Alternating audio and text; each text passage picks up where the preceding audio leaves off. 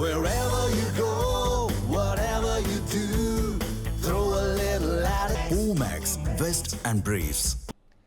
மேகதாது அணை கட்டுவதற்கு ஒரு செங்கலை கூட வைக்கக்கூடாது என்பதில் தமிழ்நாடு காங்கிரஸ் கமிட்டி மிக தெளிவாக இருப்பதாக மாணிக்கம் தாக்கூர் தெரிவித்துள்ளார்.